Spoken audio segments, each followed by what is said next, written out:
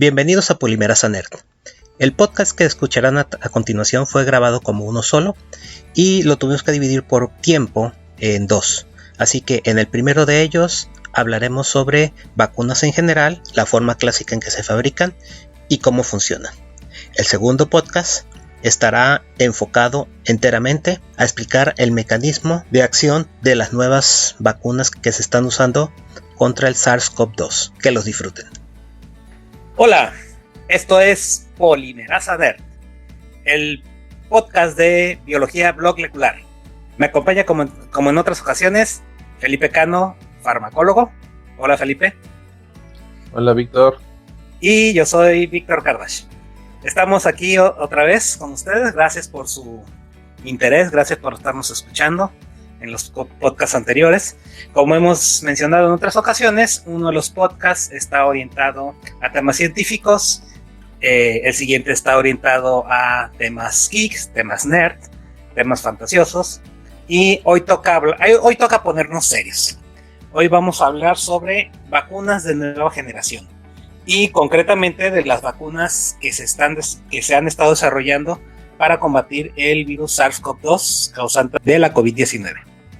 Sí, el día de hoy estamos hablando también, vamos a hacer una pequeña repasadita de lo que es el sistema inmune, para quien nos esté escuchando que no esté muy familiarizado.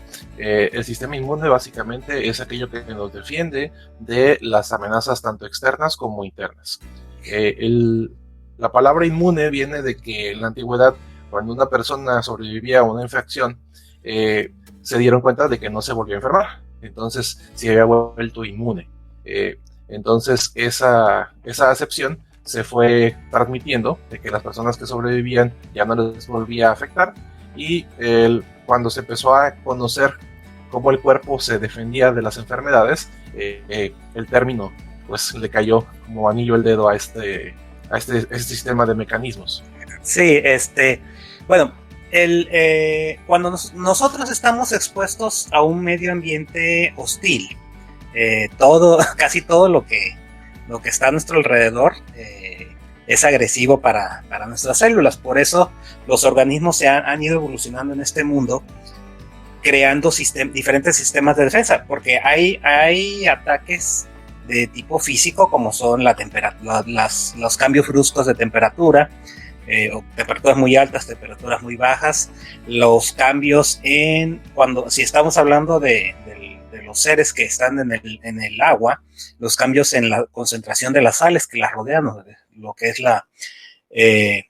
se le llama la osmolaridad del medio, la cantidad de sales que disueltas ahí. Por ejemplo, cuando pones un pececito de agua dulce en agua salada o viceversa, normalmente no sobreviven porque están habituados a uno u otro medio. Y esas son las amenazas de tipo pues físico. Sin embargo, los seres vivos de este planeta también interactuamos entre nosotros. Tan fácil ver cómo está la cadena alimenticia, ¿no? Cómo hay presas y depredadores, así como hay animales que se alimentan de hierba y otros que se alimentan de otros animales. Pero también tenemos otro tipo de organismos que son pues microscópicos, que vale decir que hasta finales del siglo XIX con Louis Pasteur, realmente no había habido una asociación real entre lo que eran las enfermedades con el mundo microscópico. Este fue un hito de finales del siglo XIX y vino a cambiar completamente la concepción de lo que son las de lo que son las enfermedades, y de hecho es como aparece el concepto de enfermedades infecciosas.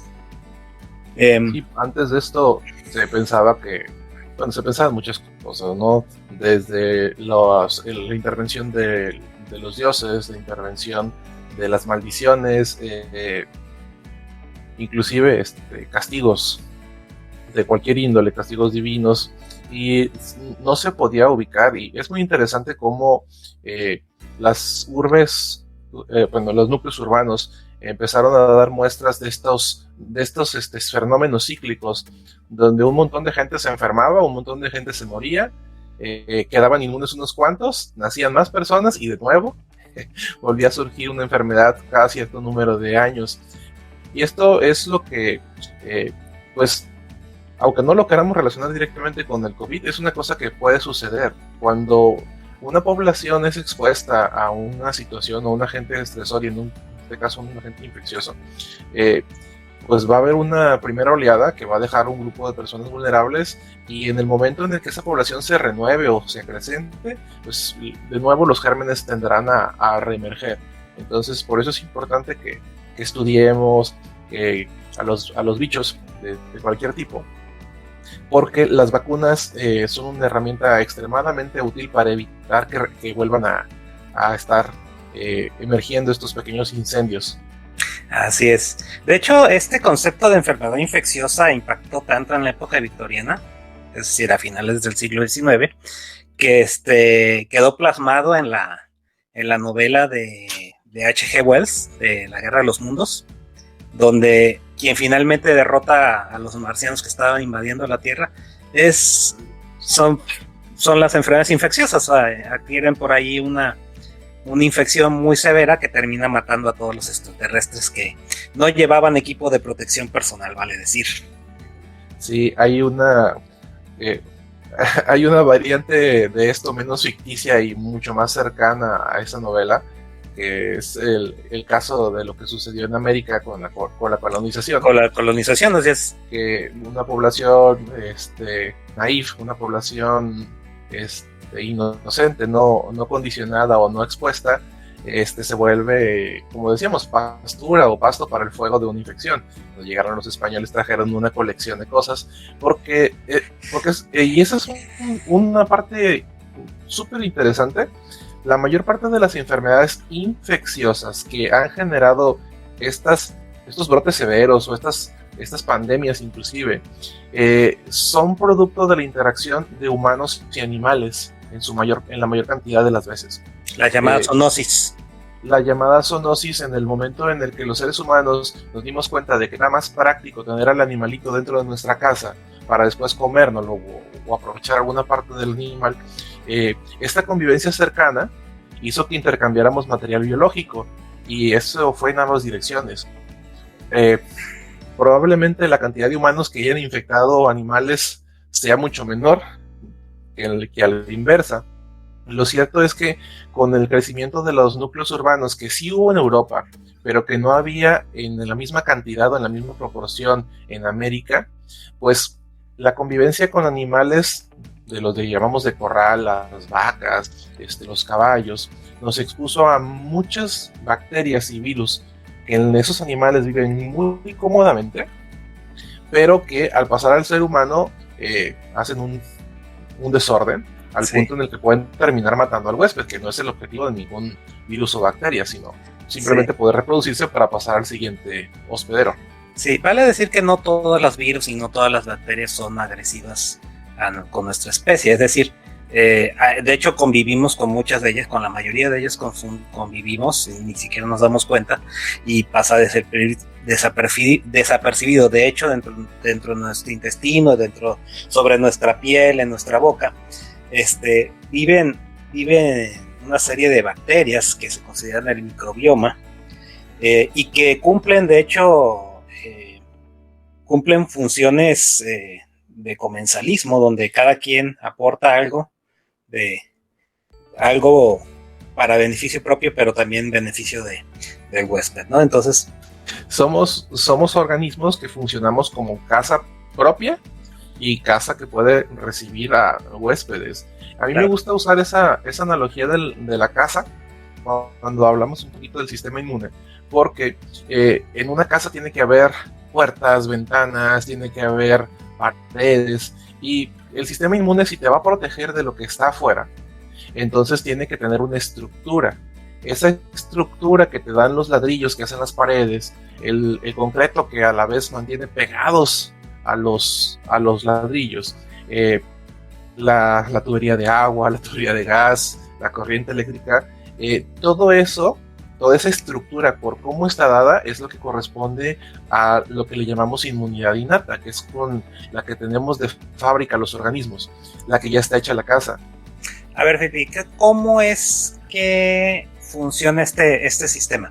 ¿Qué pasa cuando un organismo al cual no estamos habituados, con el cual nunca hemos interactuado, ingresa a nuestro sistema. ¿Qué es lo que sucede? Bueno, aquí valdría la pena voltear un poquito la perspectiva y empezar a verlo desde el punto de vista del agresor. ¿Sí? El agresor quiere entrar a la casa y para lograrlo tendría que encontrar defectos en la estructura externa de la casa. Es decir, que haya una ventana abierta, que haya un hueco entre los ladrillos, vamos a decirlo así, que no tenga techo o que el techo sea fácil de escalar. En el caso de la primera barrera que ofrece el organismo son las paredes de las que está hecha.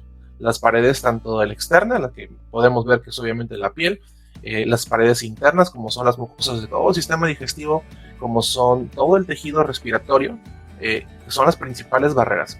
Primero que nada, algo que quiera infectarte tendrá que vencer esas barreras. Y obviamente, como ya lo mencionaste, el bioma, y hay que hacer la corrección, ya no se le dice flora bacteriana, las bacterias no son vegetales y ya lo sabemos. Lo primero que tendría que vencer es poder romper las paredes o encontrar huecos. Entonces, cuando un tejido está dañado, por ejemplo, con un traumatismo o con un corte o con una punción, pues eso abre una brecha para que el agresor entre. Entonces, la primera línea de defensa es la estructura, cómo está construida.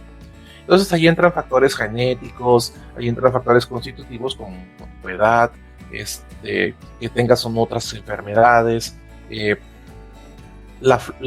bioma que convive. Podríamos decir que el bioma es como la pintura de la casa, ¿sí? O como los vecinos que están alrededor y que están echando el ojo que no se meta nadie a tu casa. Es como los vecinos en alerta, ¿no? Cuando se organizan. Exactamente, vecinos vigilantes, sí. Sí, y posteriormente otra de las defensas que tiene nuestro cuerpo es que tiene una forma eficiente de transmitir información entre las paredes y el interior. Es decir, hay un sistema de alarma que se encarga de reclutar a las primeras líneas de defensa cuando ya se rompió esta barrera, que sería como el equivalente a tener un perrito o un animal de guardia. Este animal de guardia ataca a todo por igual, sin importar si sea virus, bacteria, una célula, un pedazo de ladrillo que se cayó de la barda. Es decir, si una célula de nuestro propio cuerpo se daña, entonces esta primera línea de defensa, que son una serie de células como los mastocitos que se encuentran en los tejidos, esos atacan a la primera reacción. Entonces ahí está esa parte. Sí, es como cuando tienes un perro, ¿no? Ahí, ahí para que lo reciba. Hay que decir que este tipo de inmunidad es pues sí, muy agresiva, pero es altamente inespecífica, en el sentido de que pues ataca por igual lo que entre, pero está limitado en especificidad, no es capaz de reconocer fácilmente a amenazas nuevas. Es como si tuviera un catálogo de cosas a las cuales responder, pero se le puede ir algo, ¿no? Así es. Por ejemplo, ¿qué pasa si el ladrón trae carne como ofrenda? Pues a lo mejor convence a tu perrito. Y hay que decirlo, hay bacterias y virus que liberan señuelos, ¿sí? Para que las células no las ataquen, o que inclusive son todavía más hábiles, se meten al interior de células de forma que las primeras líneas de defensa no las detecten. Eso se le llama bacterias intracelulares, que mientras están en el interior de una célula, no hay forma de que las células exteriores se den cuenta inicialmente, porque ya después vienen como datos de que algo no está bien. Es como si después de un rato de que el ladrón está dentro de la casa, empezara a sudar y el olor saliera, y el perro ya dice, oh, esto no está bien, ¿sí? Y empieza a sospechar y se empieza a acercar y se empieza a poner agresivo. Este proceso a través del cual las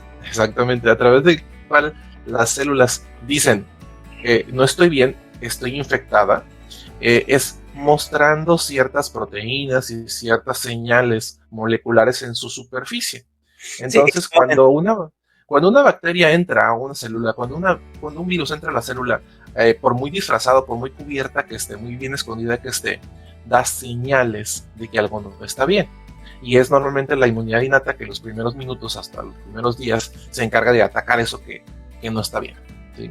También sucede cuando una de nuestras propias células se daña por su proceso normal, es decir, la célula cumplió su función, llega un proceso de apoptosis, cachitos de células, y obviamente habrá que recoger esos cachitos con un sistema de limpieza celular. Entonces, esa es como la inmunidad innata. Sin embargo, la inmunidad innata tiene una función súper importante, como el perrito de Chihuahua que tienes en casa, que no es capaz de detener un ladrón, pero simplemente por el ruido que genera, despierta a todos en la casa y ya se da una siguiente respuesta. Entonces, este grupo de células iniciales se va a encargar de dar la alarma pues ahora sí que a los perros grandes, o al guardia de seguridad, o al equipo SWAT que tenemos en la propiedad. Y dependiendo de qué tan rápido actúen este segundo mecanismo, que es ya la inmunidad adquirida, pues ahí sí vamos a tener que va a haber o más daño o menos daño, porque es una carrera contra el tiempo. Una vez que el ladrón entra a la casa y suena la alarma, el ladrón solo tiene un cierto tiempo para tomar lo que necesita o para esconderse. Si el sistema de defensa está, vamos a decirlo así, no se da cuenta de que el agresor está ahí, pues le va a dar más tiempo al ladrón de hacer daño. Y es ahí donde la inmunidad innata, pues, tiene su desventaja. Le toma tiempo responder. Así es. Entonces, ya hablando en términos más reales, más realistas, es por eso que la inmunidad innata tarda varios días, un par de semanas a veces, en tener una respuesta efectiva ante el agresor. Entonces, pues en ese tiempo, el problema es de que en ese tiempo hay enfermedades muy agresivas, que en ese tiempo se va la gente, ¿sí? Ahí hemos escuchado durante esta pandemia de casos de que en 3 días, o sea, empezó con datos de hipoxia y en 3 días intubado y se fue, precisamente porque su cuerpo no alcanzó a generar la famosa inmunidad. Sí, y esta parte es muy importante decirlo. El sistema de inmunidad innata, la primera línea de respuesta, te cuida o te protege en los primeros días, hasta una semana. Y desde el día 1, desde el segundo 1 que se activa la alarma, está llamando a la inmunidad innata. La inmunidad innata tarda en responder, como bien lo dices. Y entre mejor sea el virus, la bacteria o el parásito para esconderse, mayor probabilidad tiene de triunfar. Más bien, perdón, creo que me equivoqué. Es de respuesta rápida, pero no es tan efectiva, no es tan eficiente al final de cuentas. La que tarda es la inmunidad secundaria, la permanente. La adquirida, esa es exactamente que una vez que reconoció al ladrón, lo atacó y lo neutralizó, no se vuelve a meter un ladrón igual con la misma eficacia. Con la misma técnica, pero esa inmunidad adquirida, ese proceso de aprendizaje, en la mayor cantidad de las veces nunca se olvida mientras estemos vivos. Y digo la mayor cantidad porque una parte poco entendida es que la inmunidad adquirida se puede perder con los años. Sí, así es. Hay que decir que para esto existen unas células que se llama de memoria, que una vez que se reconoce, para esto hay algo que decías hace ratito, que cuando se reconoce una amenaza que está en ciernes, las células exponen una proteína que es característica, con la cual se van a generar los famosos anticuerpos. Los anticuerpos tienen la particularidad de que son específicos, son capaces, como si hiciéramos una llave para una cerradura, y solamente van a funcionar en esa combinación, o sea, esa llave con esa cerradura, no va a servir para nada más. Entonces, esa información queda guardada en algo que se llama células de memoria, pero como dices tú, a veces la inmunidad puede decaer con el tiempo, ¿no? Sí, claro. En el aspecto de la inmunidad adquirida, hay que considerar que los reyes, el equipo SWAT, son los linfocitos, tanto los linfocitos T, que son los operativos, los que llegan a ejecutar a los intrusos, y los linfocitos B, que serían como los armeros, ¿no? Los que les fabrican las armas y lo que les dan la inteligencia. Bueno, los linfocitos B, que son los que se encargan de la fábrica de anticuerpos, no hay un solo linfocito B, o más bien, no hay una sola línea de linfocito B por cada germen. No es como decir, me llegó una Haemophilus y voy a generar una sola población de linfocitos B para un solo tipo de anticuerpo. De hecho, no. Al momento de una infección, la respuesta es tan grande y tan intensa que al mismo tiempo, vamos a decir, más de una población de linfocitos B fabrica más de un tipo de anticuerpo. Porque como dices, cada anticuerpo es como una llave, pero el virus o la bacteria es como una puerta negra que está cerrada con 10 candados, no sé cuántos eran. Sí, 10. Y puede haber la necesidad de usar anticuerpos para los 10 cerrojos o por la cantidad de lugares específicos de ese virus o bacteria. Entonces, lo que sucede con el paso del tiempo es que esas células que reconocieron al agresor, ¿sí?, generan una copia de respaldo y ya están listas. Esa copia de respaldo, mientras nunca se active, ahí está la memoria. Esa es la que le llaman memoria. Pero esta célula que está ahí está lista, está como en standing by para el momento en el que llegue la necesidad de reconocer al agresor, produzca de nuevo su propio anticuerpo. No va a producir los otros que hicieron las otras líneas. Y esa parte es muy importante. Cuando tú expones a un cuerpo a un virus o una bacteria completa, tu cuerpo genera anticuerpos para diferentes zonas de la misma bacteria, o para las diferentes áreas del mismo virus. Entonces, no se pierden todas las... Con los años no se conservan todos los anticuerpos que se generaron esa vez, sino unos cuantos. Por eso, los más representativos, la inmunidad no es perfecta. Exacto. No te escuché. Los más representativos. Claro. O más bien, los más útiles. Los más útiles, sí. Ajá. Ahí hay un proceso de selección. Con el paso de los años, se van quedando 2 que 3, y si por otro lado la bacteria muta o el virus muta, pues entonces tu cuerpo ya no lo reconoce. Uh-huh. Sí, esa es la razón de por qué, por ejemplo, la antitetánica tiene que tener refuerzos cada cierto tiempo, sí. y durante el proceso de inmunización hay que ir también haciendo también refuerzos de inmunización. De eso hablamos al ratito si quieres. En este momento vale la pena decir que ese equipo SWAT, ese equipo especializado de la inmunidad adquirida, es al que queremos tener listo antes de que llegue el agresor, ¿sí? Y en eso donde entran las vacunas propiamente. Las vacunas funcionan como un entrenamiento previo a la enfermedad. Hay que recordar que decíamos que es una carrera contra el tiempo entre el agresor y los defensores. Así es. Si el agresor hace mucho daño, se va a acumular el daño hasta el punto en el que empiezan a emerger los síntomas. Y los síntomas no son otra cosa más que la acumulación del daño más la respuesta del propio cuerpo. Sin la respuesta del propio cuerpo, entonces nosotros no tenemos síntomas. Y en el caso de COVID, que es la razón por la que estamos encerraditos, el COVID por sí mismo es muy bueno escondiéndose. Pero dependiendo del tipo de cuerpo, la señal de alarma o la respuesta de los defensores puede ser más o menos agresiva. Si la respuesta es menos agresiva, quizás ni síntomas tengas. Uh-huh. Sí, y podemos hablar ahorita un poquito de cómo surge el concepto de vacunas.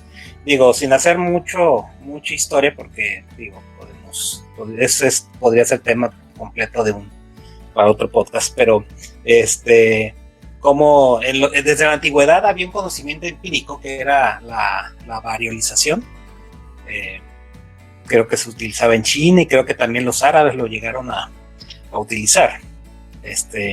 Y esta variolización consistía en exponer con polvo hecho a partir de llagas de pústulas de viruela, ¿sí? Que se habían secado cuando se ponían en contacto con la herida de una persona intencionadamente para que adquiriera una enfermedad más pequeñita, menos fuerte, porque sabemos que la viruela era mortal en muchas ocasiones, y cuando no era mortal dejaba secuelas serias. Mataba al 20% de las personas que infectaba, de cada 5 uno moría. Y como decías, durante la época de la colonización fue la que más estragos hizo, fue la que más población,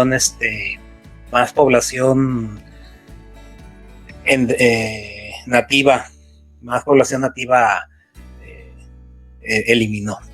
Y bueno, esa era como la historia del conocimiento empírico que había para prevenir algunas enfermedades, porque como no se había establecido esta relación, no sabían si se podía utilizar con otras. Luego viene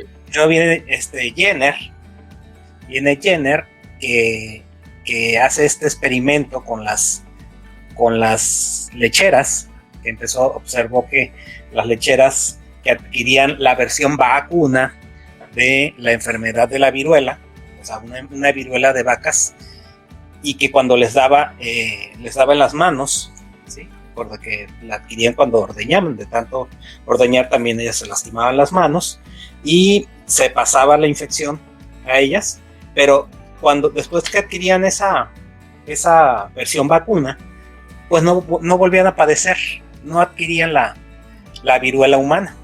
Intentó encontrar esa asociación. Entonces lo que hizo Jenner, se aventó ahí un experimentazo donde inoculó ahí un niño, ¿sí? Utilizando, primero encontró alguna lechera que tuviera la versión vacuna, y con esa versión vacuna inoculó al niño. El niño desarrolló la versión vacuna, y después, y aquí viene la parte así que dices tú, ay, cómo se atrevió, pero bueno, eran otros tiempos, inoculó al niño con viruela humana, y el niño, por suerte, no por suerte, por todo lo que sabemos ahora, no enfermó. Entonces fue como el hit.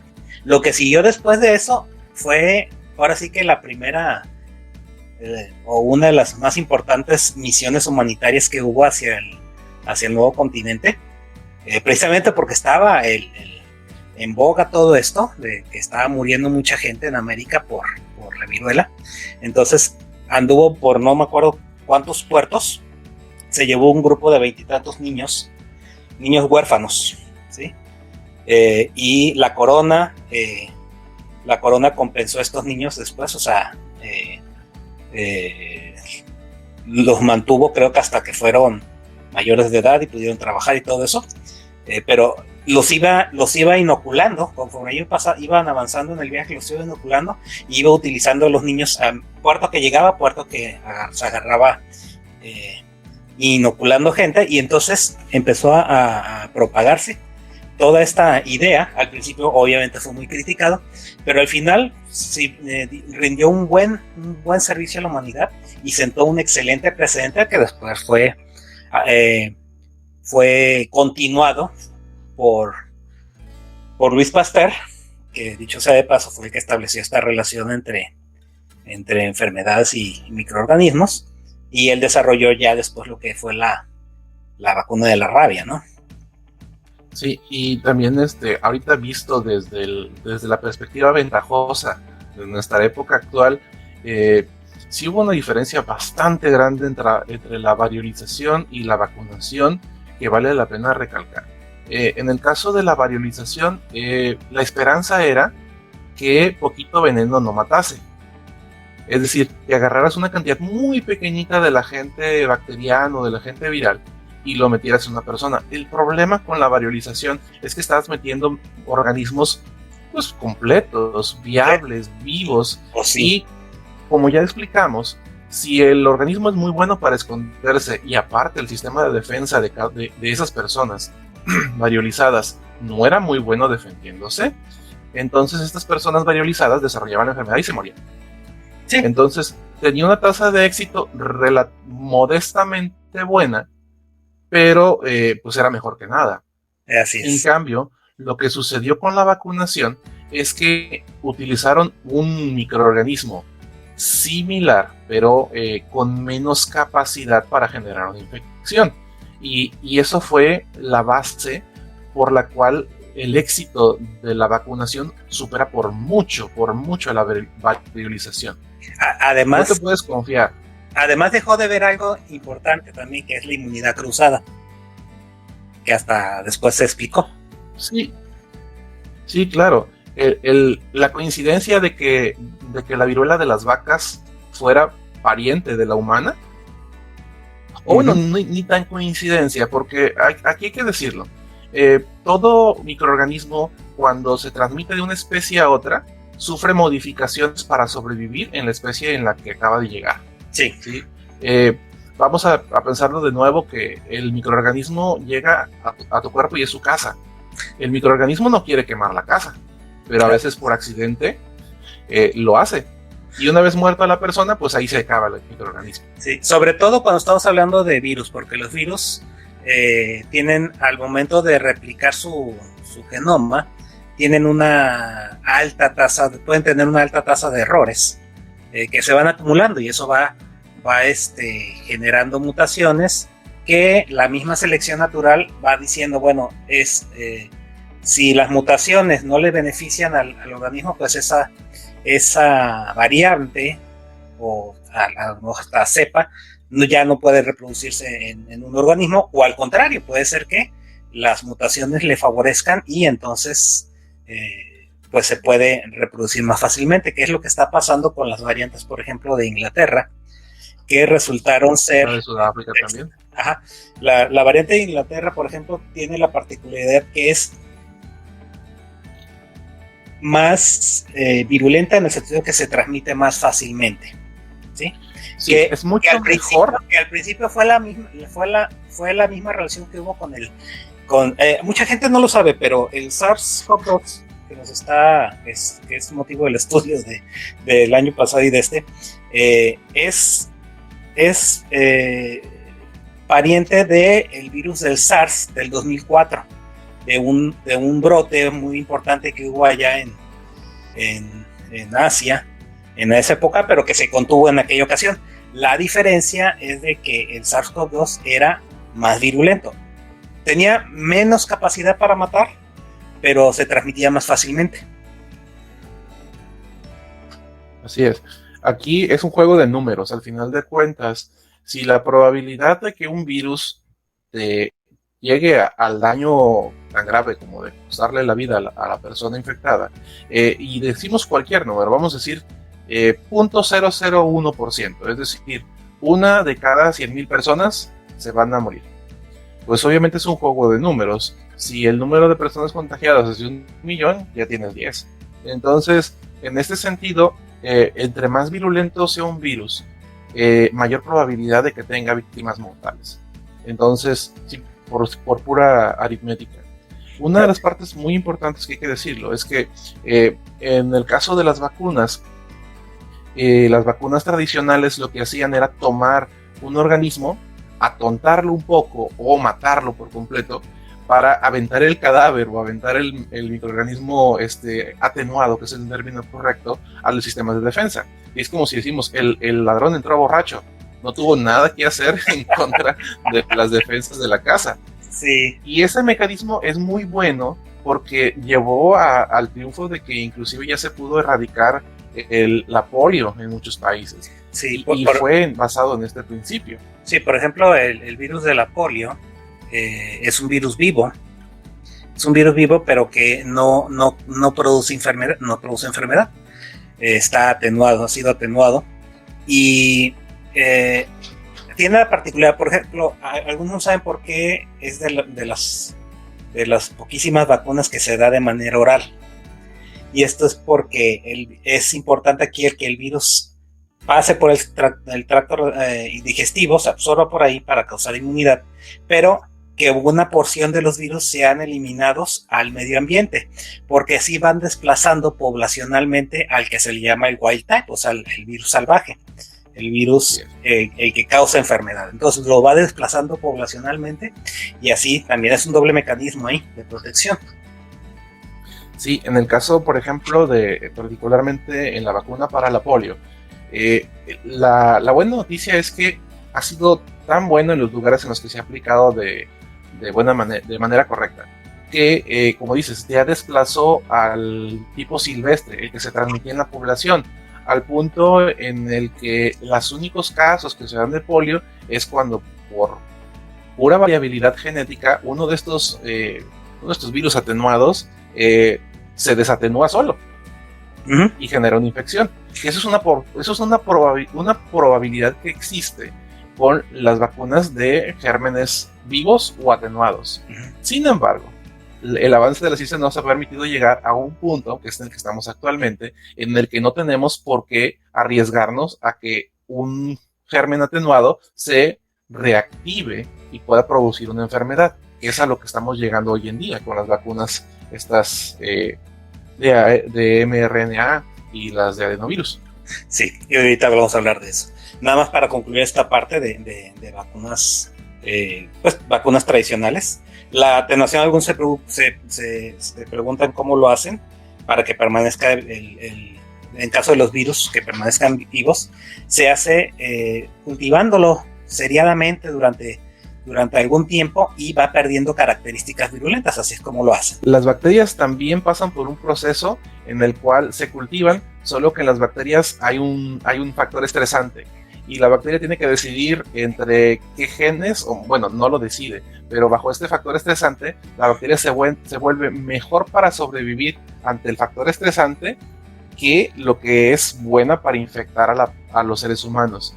Entonces les ponen que poquito antibiótico, que les cambien el pH, y con generación y generación de bacterias pierde características de las que son malas para el ser humano, pero gana características de las que la hacen buena para sobrevivir en el platito de cultivo, sin perder las características inmunogénicas. Esta es la parte súper importante, sin perder esa parte que la vuelve buena para activar al sistema inmune adquirido, que podríamos hacer una vacuna con ello. Si pierde esa parte inmunogénica, pues entonces ya no sirve de nada. Exacto. Ahora, después de utilizar virus y bacterias atenuadas o muertas, porque también se da un choque de calor, nada más que no pierdan estructura y ya. Se pueden obtener este tipo de versiones. Ahora, con el tiempo, con el desarrollo y con la investigación de las proteínas de superficie, tanto de virus como de bacterias, se fue encontrando cuáles eran las proteínas que causaban la inmunidad.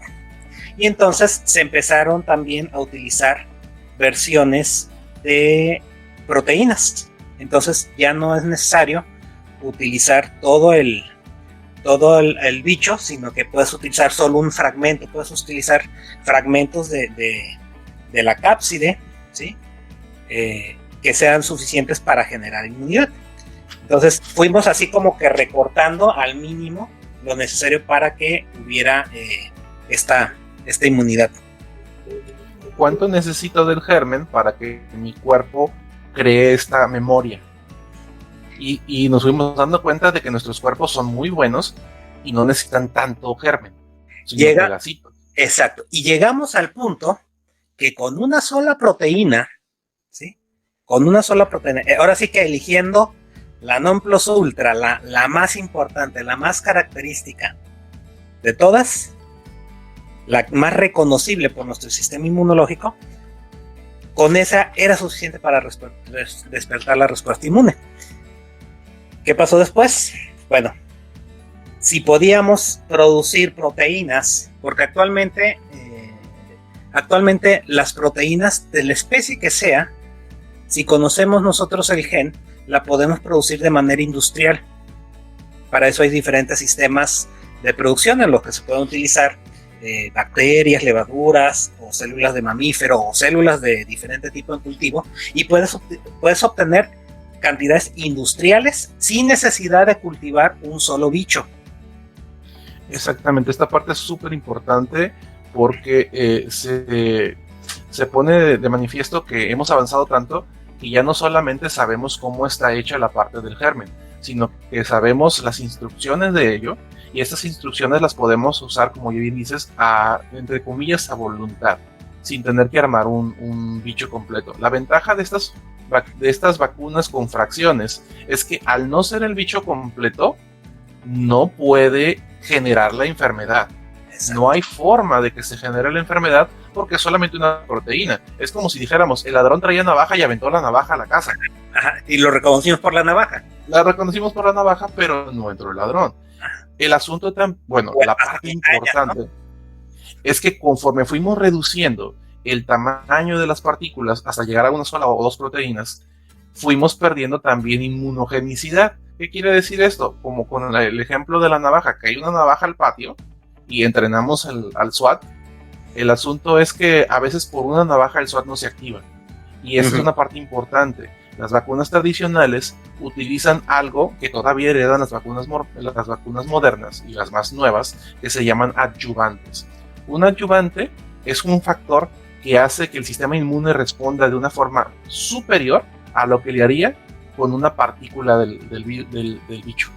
Si la partícula del bicho pasa desapercibida, pues no se genera memoria. Es como poner alarmas, ¿no? Además. Sí, es como poner un montón de hilos con campanitas amarrados a la navaja. Porque ni siquiera al ladrón, a la pura navaja. Los lanzas al interior, se desata la alarma, y esa alarma es suficiente para llamar a los equipos especiales y se genera la inmunidad.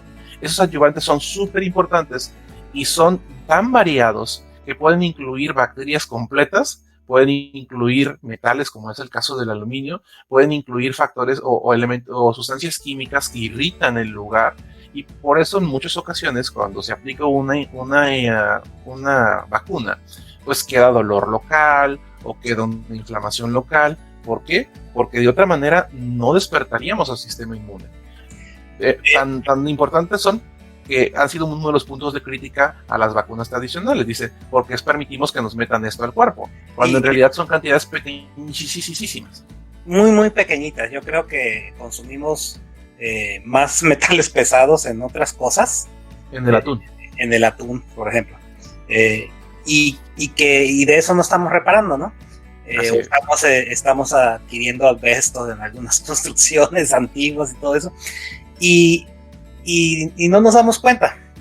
Es acumulativo. Además, la cantidad que se inyecta es tan mínima que no es susceptible de causar un daño a largo plazo. Ahora, esto que dices de la respuesta es importante porque parte precisamente del reconocimiento que se da luego de la fracción, ya sea del bicho completo, de la fracción o de la proteína de la que estemos hablando. Pues la respuesta inmune no viene sola, es así como cuando entra el ladrón o echas la navaja ya reconocible, pues va a haber un argüende, ¿no? O sea, se van a prender las alarmas, van a llegar los equipos SWAT, todo, y pues se va a despertar todo el edificio, ¿no? O sea, va a haber ruido. Y es lo que pasa cuando te ponen la vacuna. Todo el sistema inmunológico al responder libera una cantidad de sustancias, ¿sí? que elevan la temperatura, que producen escalofríos, porque es parte de la respuesta normal ante cualquier bicho. Y es una señal de que está funcionando lo que pusieron. Si no la partícula, por lo menos los adyuvantes sí. Sí. Esa es una parte que hay que decirlo. Pero también es bueno, porque quiere decir que las células indicadas están acudiendo al sitio donde tienen que reconocer a este epítope que es la proteína. Sí, la proteína antigénica, y hay que decirlo, mayor efecto inflamatorio no significa mayor inmunidad posterior. Sin embargo, sí hay una relación en un punto medio en el cual si te da fiebre es que tu cuerpo está respondiendo. Si no te da fiebre, tu cuerpo igual responde, pero de menor intensidad. Entonces, es bueno aclarar eso. En el momento en el que te ponen una vacuna y te da un calenturón, pues sabes que tu cuerpo está respondiendo en una cuestión de poco tiempo y de forma agresiva. Si vas a terminar con inmunidad, sí. Si no te dio fiebre y tu cuerpo no reaccionó tanto, entonces no vas a tener inmunidad, no. Solamente que tu inmunidad va a tomar más tiempo en aparecer. No es como de, ya me vacunaron y ya me puedo ir a aventar al ruedo a exponerme a virus y bacterias porque ya me vacunaron. No, espérate, toma tiempo. Acuérdense que dijimos que la inmunidad adquirida se establece a veces hasta 2 semanas después. Entonces, cuando hablamos de vacunas que requieren de refuerzo,